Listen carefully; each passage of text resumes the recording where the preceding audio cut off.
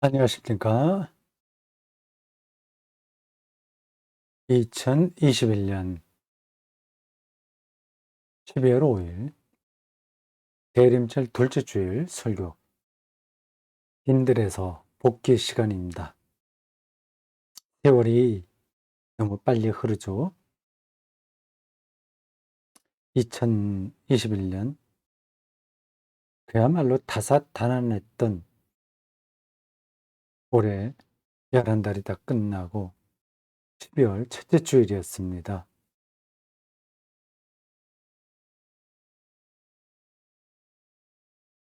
쏜살같이 시간이 흐릅니다.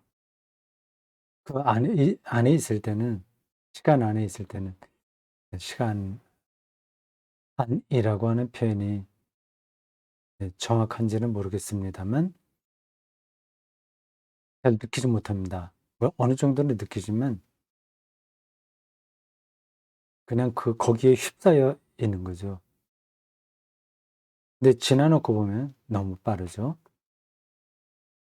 우리가 오늘 누가복음 3장 1 절에서 6 절을 읽었는데 저 이야기가 있은 지 벌써 2000년이 훨씬 더 지난 거 아닙니까? 요한이라는 그 인물이 어떤 활동을 한 거예요. 역사에서 살았던 인물입니다. 우리도 똑같이 역사 안에서 삽니다. 2000년이 흐른 것처럼 또 우리 뒤로 2000년은 지나갑니다. 이런 표현들이 상투적이긴 한데 절실하게 느낄 수 있어야 됩니다. 피조물의 실존이 어떻다고 하는 것을 알아야 되죠. 인간 삶이 허무하다는 뜻이 아니라 그렇기 때문에 소중하고 더 자유롭게 살아갈 수 있습니다. 그걸 알 때 피조물의 실존을 정확하게 알 때 말이죠. 12월 한 달 동안 여러분 잘 지내십시오.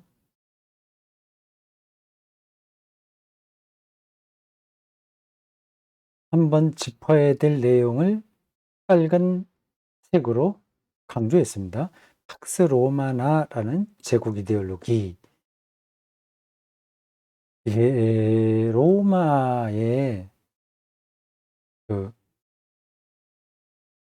뭐야 이데올로기라는 말이 어감이 좀 좋진 않죠. "너는 이데올로기적이야." 그러면 너무 고지식하고 거기에 완전히 묶여 있는 거로 들려요. 이데올로기가 없는 집단은 없습니다. 어떤 것을 추구하는 방향이 그 이데올로기죠. 뭐 플라톤 철학의 이데아에서 온 개념입니다. 그 로마나는 로마의 평화예요. 얼마나 멋있어요. 평화를 지향하는 로마 이런 뜻으로도 들립니다. 이 평화가 동서양 고금을 막론하고 가장 중요한 삶의 방식과 이념입니다. 여러 종족의 그 인사에 평화라는 단어가 많이 들어 있어요. 전쟁이 많았던 지역의 민족들이 더 그렇지만 중동이나 이런 데서요. 그 평화를 살아내려고 부단히 노력한 삶의 흔적이 그 인사에 있습니다. 샬롬이요. 평화 말 좋죠. 네, 근데 그게 어느 쪽의 입장에서 쓰느냐에 따라 달라지는 겁니다. 한쪽은 평화인데 그게 어느 쪽에는 폭력적으로 행사됩니다. 팍스로마나 그 로마가 팍스지향적이다. 된다라는 뜻도 있으며 동시에 평화는 로마에게 한정된다라는 뜻도 포함됩니다. 평화롭게 살려면 그 당시에는 로마의 철학, 정치, 경제 구조 등등을 따라야 됐습니다. 평화의 기준이 로마였던 겁니다. 로마 제국이죠.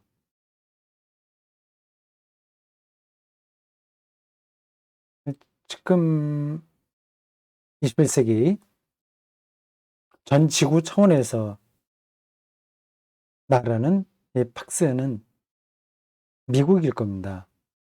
팍스 뒤에 뭐라고 해야 되겠죠? 아메리카나 하면 될까요? 팍스 아메리카나 미국 아메리카의 평화 전달이 되죠. 그러니까 팍스 로마나보다는 팍스 아메리카나니까 더 실감이 납니다. 미국 말을 잘 들으면 평화를 유지할 수 있고 말 안 들으면 평화가 깨지는 겁니다. 제가 미국을 매도하고 싶진 않아요. 근데 그 덩치답게 평화지향적이었느냐 하는 질문을 하면 꼭 그렇지 않은 겁니다. 그건 국제 질서니까 저부터 두겠습니다. 이러한 팍스 로마나 이념이 그 당시만이 아니라 제국 시대에는 계속됐습니다. 그 자기 나라의 관점을 주변 나라에 인식시킴으로써 자기 나라 중심으로 세계를 끌어가려고 하는 생각, 이게 제국주의인 거죠. 자, 예수님 시대가 그랬습니다. 로마 황제 이름부터 시작해서 총독 이름도 나오고 영주들 이름도 나와요. 우리말 성경으로는 왕이라고 나옵니다. 그 로마 제국이 지배하고 있으나 왕들이 또 한 권력의 축을 이루고 있었습니다. 총독은 로마 황제의 명을 받아 팍스 로마나를 실현하는 사람이었죠. 거기 성경 본문에 나와 있는 쟁쟁한 이름들에 대비되는 이제 새로운 이름이 2절 후반절에 나온다고 설교 시간에 잠깐 언급하면서 빈들에서 살았던 요한을 이야기했습니다. 대비되는 거예요. 제가 그 부분을 설교 시간에 조금 더 선명하게 표현을 했어야 되는데 그렇지 못한 것 같습니다. 그러나 그게 깔려 있을 거예요. 황제와 총독과 영주들 이름이 그 대사장들까지 포함하여 갖다 한 통속입니다.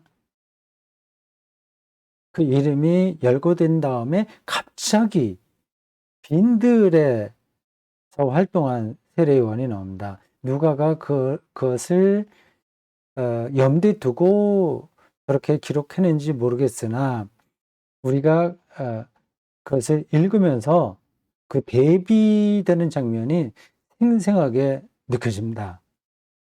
궁궐과 총독관저와 예루살렘 성전에 비해서 빈들은 초라한 거죠. 거기에 세례요한이 활동하고 있었다. 그러니까 누가는 세계 역사를 쟁쟁한 정치가들 관점에서 보는 게 아니라 하나님 말씀의 관점에서 봅니다. 그래서 권력은 없었으나 빈들에서 하나님 말씀을 받아 선포한 세례 요한이 오히려 세계 역사의 중심이다. 그런 것들을 간접적으로 저 문맥에서 이야기하고 있는 게 아닌가 저는 그렇게 생각을 했습니다.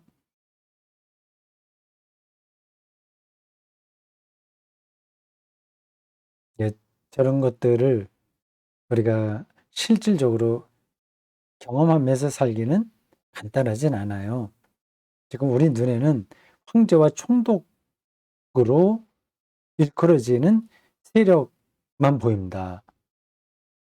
개인들에서 말씀을 선포하고 세례를 베푼 세례요한은 눈에 안 들어옵니다.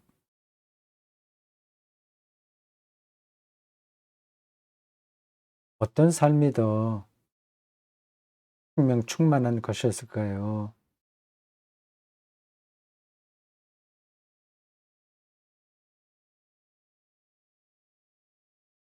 개인들이 가리키는 네, 어떤 상황을 그 빨간 글씨로 되어 있는 이 부분에서 잠깐 설명했습니다.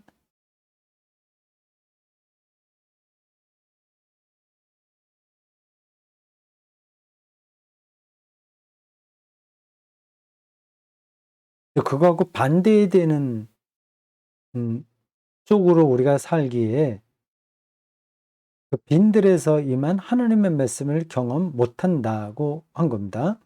네, 그렇게 되는 이유를 조금 설명을 했는데 그렇게 중요하진 않으나 한번 짚어야 되겠다 생각이 들어요. 그 자기 신분을 고수하고 그걸 기준으로 성공과 실패를 확인하고 다른 사람을 평가하는데 익숙해지다 보니까 그러니까 황제나 총독은 되지 못한다고 하더라도 그 언저리에 머무는 것으로 인생 성공과 실패를 말하는데 익숙해지다 보니까 다른 게 안 들어오는 거예요. 가장 중요한 거로 자기가 피조물이라는 사실이 눈에 들어오지 않습니다. 황제가 돼 보세요. 그 팍스 로마나 앞에서 말씀드렸죠. 그러니까 자기를 기준으로 해서 세계 평화를 폭력적으로 세워나가는 이데올로기입니다.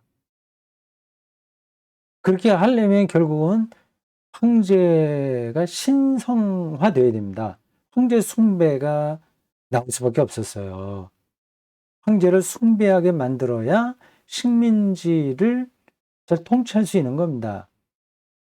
이게 뭐 곳곳에서 나타나는 겁니다.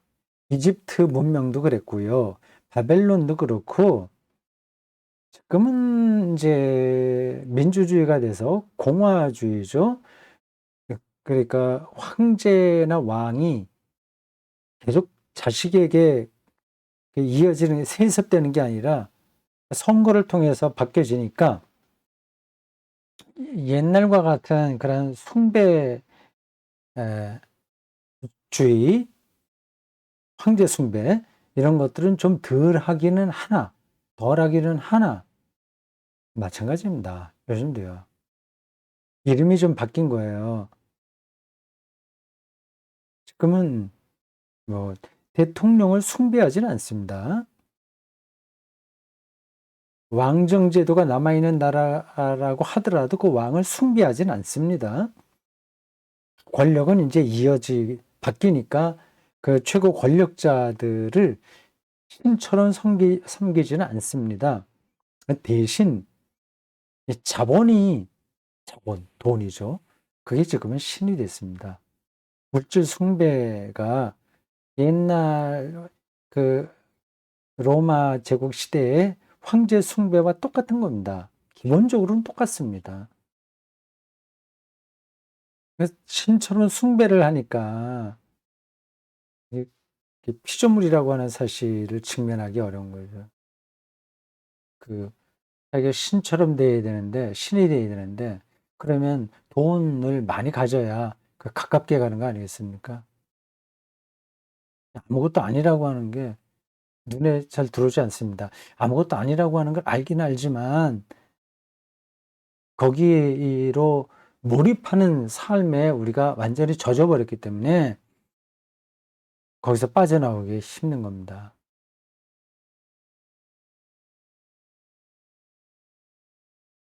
그럼 어떻게 살아야 되냐?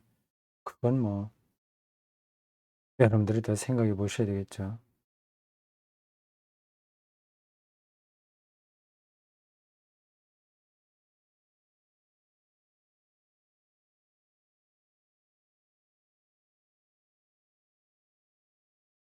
에레무스라는 헬라어가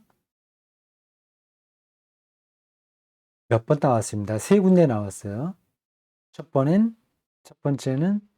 지금 이 세례 요한을 묘사할 때 나왔고요.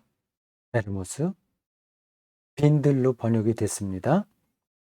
또 한 번은 이사야가 선포한 말씀에서 나왔습니다.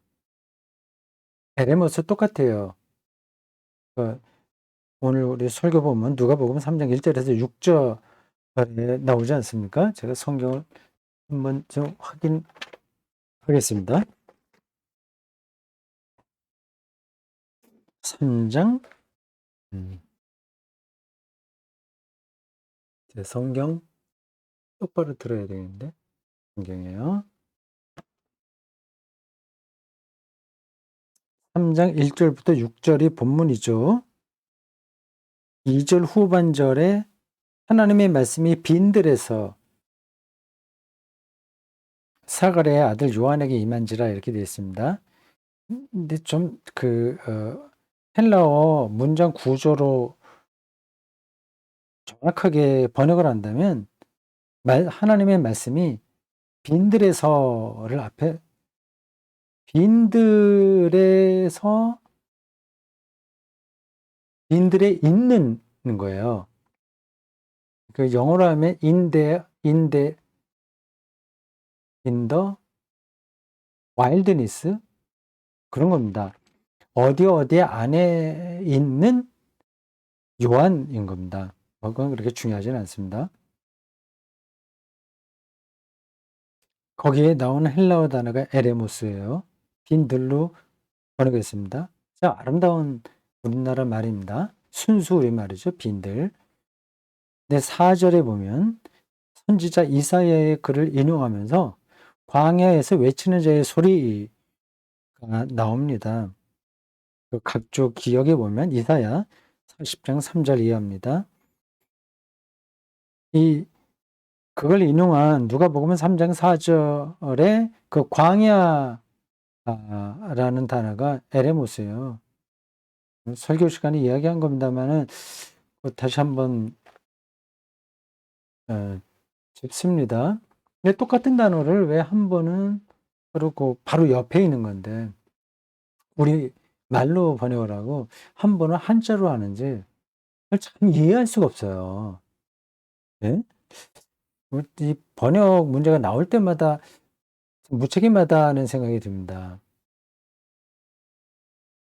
비인들이라고 그냥 밑에 거도 했으면 좋은데 세례 요한도 빈들에서 말씀을 전했고요.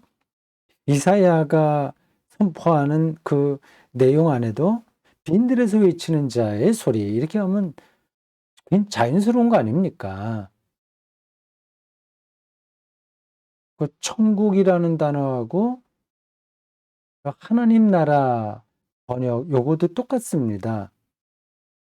그 의미는 거의 비슷한 건데 헬라어로는 조금 차이가 있어요. 바실레이아 나라라고 하는 건 바실레이아 투 네우 이거 하나님의 나라고요. 바실레이아 톤 우라논 하게 되면 하늘나라입니다. 그러면 바실레아 투 네우를 하나님의 나라라고 번역했다면 우리나라 말이잖아요. 순수하게 좋아요. 그런 번역을 하면 한자를 완전히 쓰지 말라는 게 아니라 우리말로 좋은 게 있으면 그렇게 써야 되죠. 바실레아 투 데우 이걸 하나님의 나라 이렇게 번역한 건 잘한 겁니다. 그렇다면 바실레아 톤 우라노스 이건 하늘이거든요. 하나님이나 하늘이나 의미는 같아요. 그러면 이 그리스어도 하늘나라 이렇게 번역해야 되거든요. 그렇게 하지 않고 천국 이렇게 한자로 번역하네요. 참 이상하죠.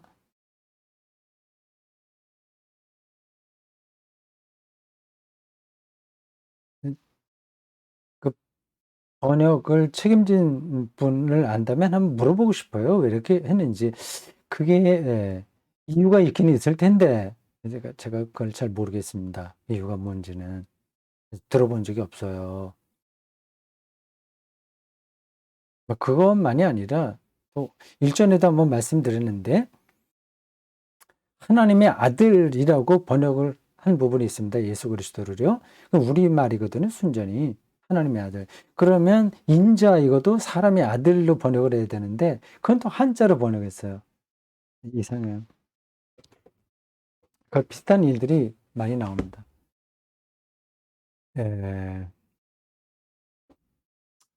언젠가 때가 되면 우리말 성경을 전체적으로 새롭게 다듬어야 될 겁니다.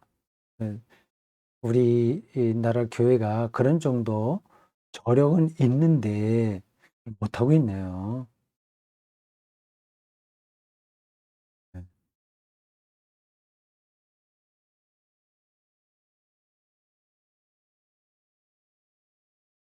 그 인들, 광야 이런 얘기를 하면서 두 군데를 제가 봤습니다. 이스라엘 역사에서 나온 광야 사건이요.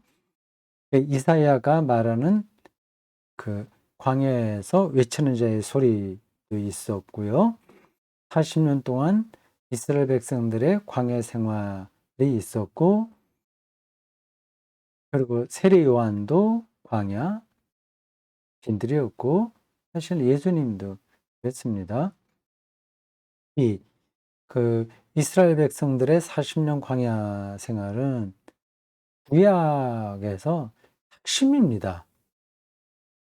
핵심.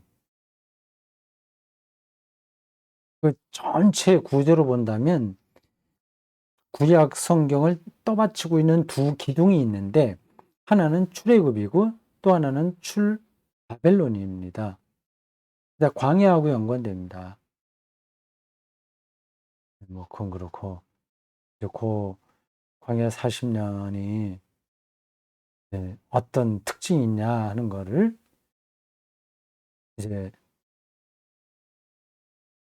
세례 요한의 빈들을 조금 더 깊이 있게 설명하기 위해서 예로 들었습니다. 노마드 생활이죠. 버리는 겁니다. 광야 유목 시기에 하나님을 가장 생생하게 경험했다는 말은 이건 뭐 구약 성서 전체에서 가장 중요한 포인트입니다.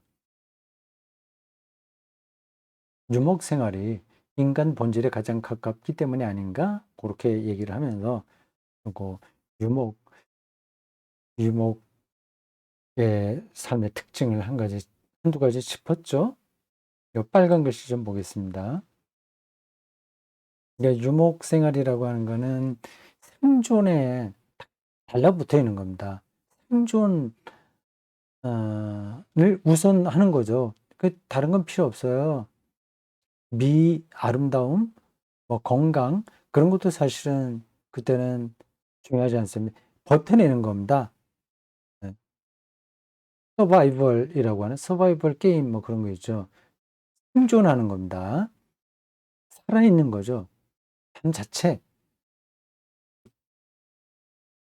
거기서는 이제 다른 것들, 뭐 여유가 있다거나 도덕적이라거나 아니면 취미 생활이라거나 뭐 그런 것들은 다 내려놓습니다. 근데 그것의 극단을 죽음하고 연관해서 설명을 했는데 생존에 필요한 물품만 갖고 사는 삶의 태도, 이게 유목 생활이거든요. 예, 우리의 대부분을 다 없이 살아야 됩니다. 그건 여러분들 뭐 다 아시는 얘기인데 죽음에 가까이 가면 아무것도 필요 없다. 그러면서 생명의 원천에 집중하려면 죽음에 아주 가까이 가야 살아있음이 어떤 건지를 더 절실하게 느낍니다. 죽는 순간에 구원받을 것 같아요. 거의 죽을 정도의 병에 걸렸던 사람이 살아있음을 아주 화기에 찬 태도로 바라보는 것처럼 죽음에 임박했을 때 살아있다고 하는 게 뭐냐 하는 거를 더 절실하게 느끼겠죠. 그렇게 절실하게 일상에서 그 절실하게 느끼려면 죽음을 매 순간 직면해야 되겠죠. 제가 나이가 들어서 그런지 자꾸만 설교 시간에 죽음에 대해서 얘기가 좀 나오는 것 같아요. 사실은 지금만 그렇지 않았습니다. 10년 전에도 그런 얘기 많이 했습니다. 그리고 성경은 늘 그걸 바탕에 깔고 있기 때문에 설교를 준비하다 보면 그 얘기를 또 하지 않을 수 없습니다. 세례 받는 문제도 그렇고, 하나님 나라도 그렇고, 뭐 구원받는다든지 그 모든 것들이 우리 실존에 있는 그 죽음, 그거를 바탕에 놓고 있는 거예요. 자기 물건을 다 정리하는 게 좋겠다고 얘기를 하면서 지나가는 얘기입니다. 자식들이 유품 정리하지 않아도 되게 말입니다. 살아있을 때 정리하는 게 좋을 것 같아요.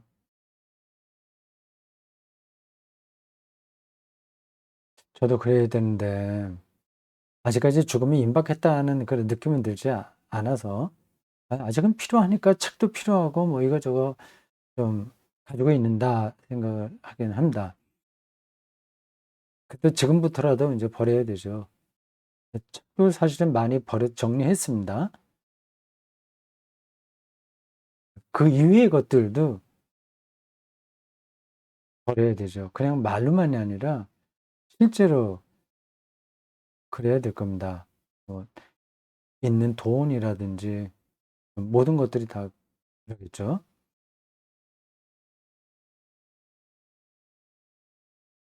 제가 죽으면 살아있는 가족들이 전혀 손 하나 대지 않아도 그냥 처리할 수 있도록, 제 죽음을 처리할 수 있도록 미리 준비해야 되지 않을까 하는 생각을 하고는 있습니다. 근데 어느 정도나 거기 내가 발벗고 나서서 할지는 잘 모르겠습니다. 근데 하여튼 그렇게 해야 된다 는 생각은 하고 있어요.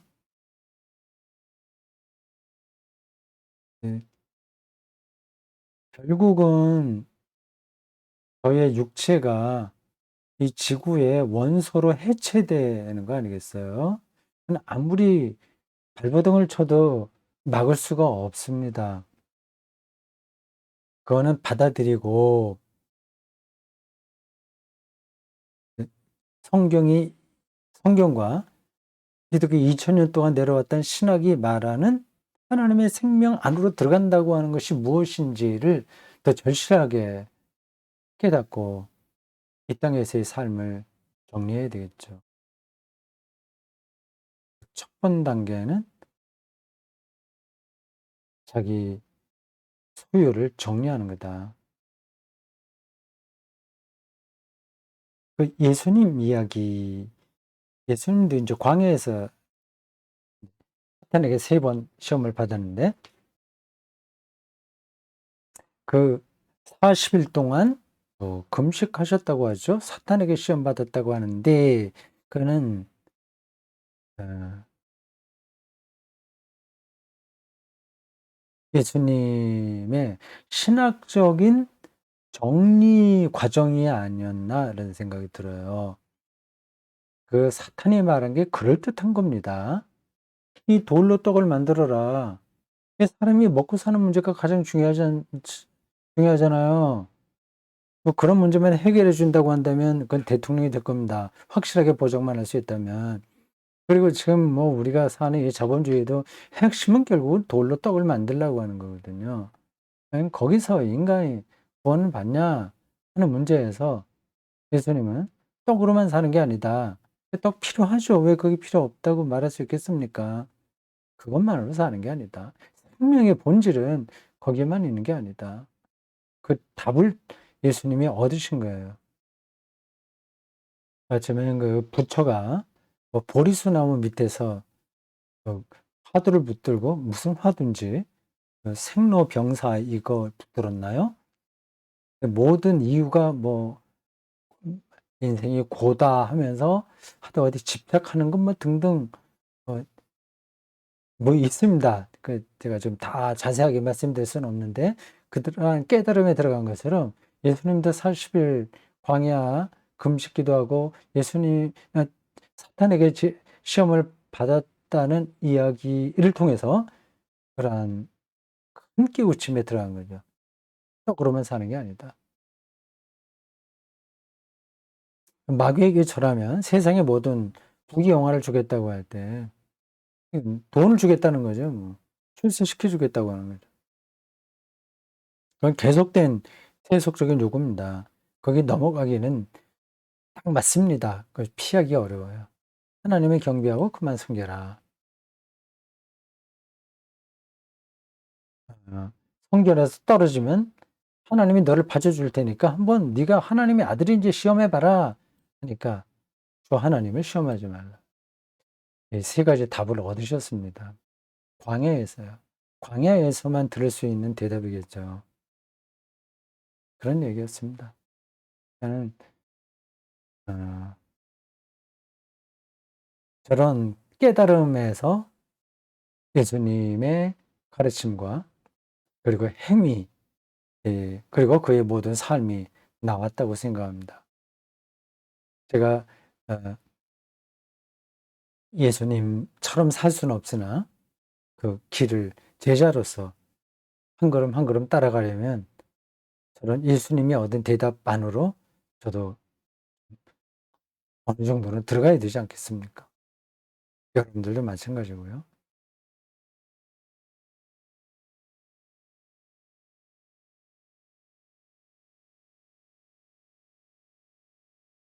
빨간 글씨요 한번 보십시오. 거의 다 오늘 얘기를 했네요. 간단하게 두 단락이 남았습니다.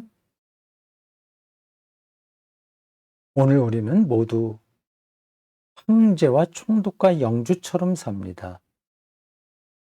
이미 그렇게 돼 버렸습니다. 모두가 원하는 삶의 목표였습니다. 도달한 거예요.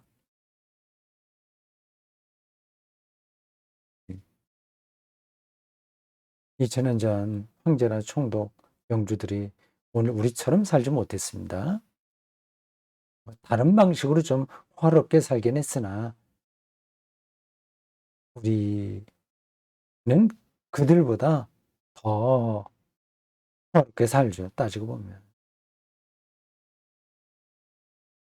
빈들이 아니니 하나님 말씀을 받기에 우리는 굉장히 나쁜 상황에서 사는 겁니다. 그래서 이런 설교가 일반 우리 신자들에게 전달되기가 어렵다고 하는 건 알고 있습니다. 그렇게 자꾸만 잘 살자는 거 별로 탐탁하지 않아요. 가난에 찌들어야 된다는 말도 아닙니다. 우리가 모두가 이렇게 잘 살게 되는 것만을 목표로 하고 사니까 하나님의 말씀을 받아들이기가 쉽지 않습니다. 여기서 그럼 뭐 앞에서 얘기했나요? 그럼 뭐 우리가 지금 노숙자 되자 말이냐? 그건 또 아니란 말이에요. 우리는 애매한 그런 상태에서 삽니다. 개인적인 생각으로는 전체적으로 좀 가난하게 사는 것, 요 사회로 나가는 게 좋겠습니다.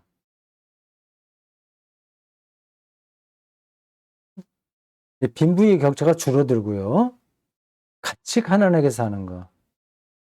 그러니까 최소한도 일용할 양식이 보장되면서 같이 이해하고 우리들이 곧 죽을 텐데 죽을 준비를 해야지. 그래서 서로에게 연민을 느끼고 사는 그런 정도 상태가 바람직하지 않을까 싶어요. 우리는 이제 이미 그런 시대로 돌아갈 수 없게 됐습니다.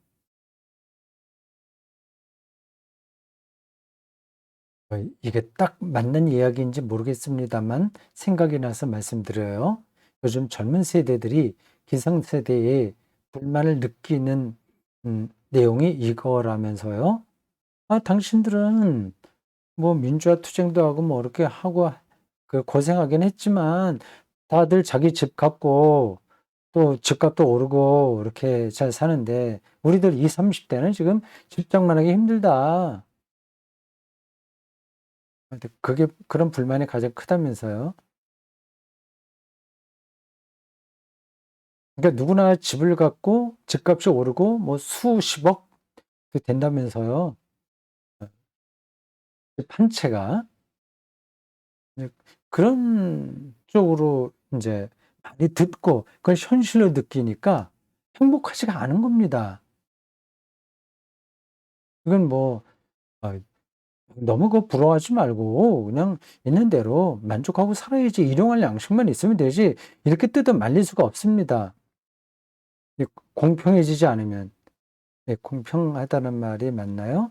이게 빈부격차가 많이 줄어들지 않는 한 그게 안 되는 겁니다. 근데 빈부격차를 줄일 수도 없잖아요, 지금. 아, 이건 뭐 어떻게 풀 길이 없습니다. 오징어 게임이나 지옥이라는 우리나라 영화 아 상황이 그대로 우리의 모습을 나타내는 것 같아요. 저는 직접 그걸 보지 않았습니다. 그냥 들은 소문으로 이런 주제를 다루고 있다 하는 것만 들어요. 그건 뭐 당연한 거죠. 네, 행복하지 않은 겁니다, 그러니까.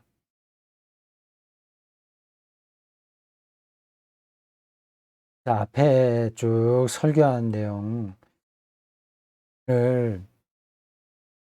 신자들이 아멘으로 은혜롭게 받기가 어려울 겁니다. 이 현실과 성서가 말하고 있는 그 세계의 갭이 커요. 수도승처럼 우리가 다 살 수는 없잖아요. 말은 제가 이렇게 했지만 구체적인 삶의 대안을 말씀드린 건 아닙니다. 그건 본인들이 알아서 해결해야 됩니다. 그래서 설교 마지막 대목에 다 잊어버려도 된다. 다음만은 기억해 달라고 약간 소극적으로 설교를 마친 겁니다.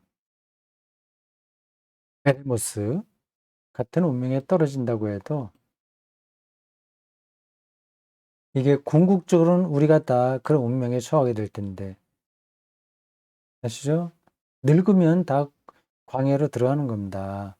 아무도 우리를 반겨주지 않아요. 모든 인간이 다 그래. 지금 젊은이들도 다 그쪽을 향해서 가고 있는 겁니다.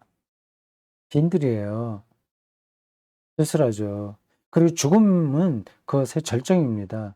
이걸 피할 수 없어요. 궁극적으로는 다 그런 운명에 떨어질 텐데 그 전에라도 혹시 그렇게 어려움 가운데 '정말 나는 빈들에 혼자 떨어져 있네. 이 재미있는 게 없네.' 하더라도 절망하지 말고 걱정하지 말라고 요거는 분명하다. 이런 말씀드린 겁니다.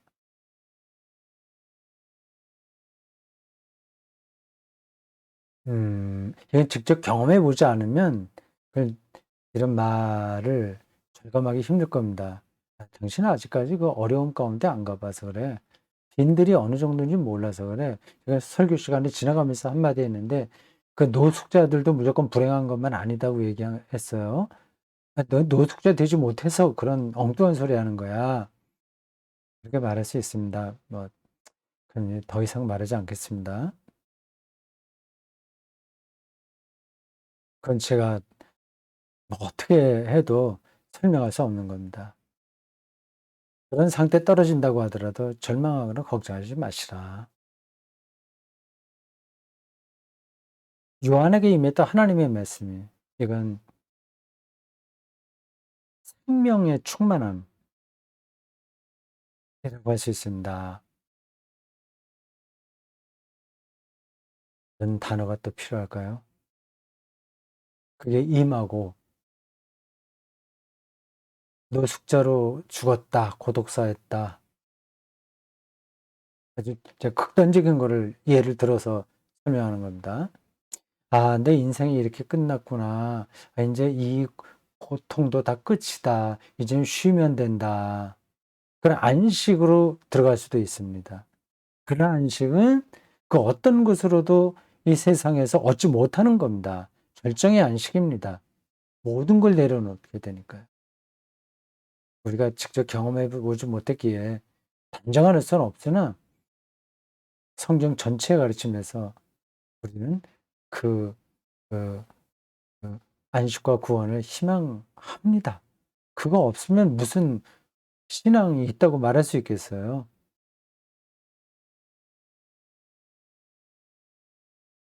자, 여기까지입니다. 대림절 두 번째 주일이었습니다. 다음에 세 번째 주일 만나겠습니다. 잘 지내십시오.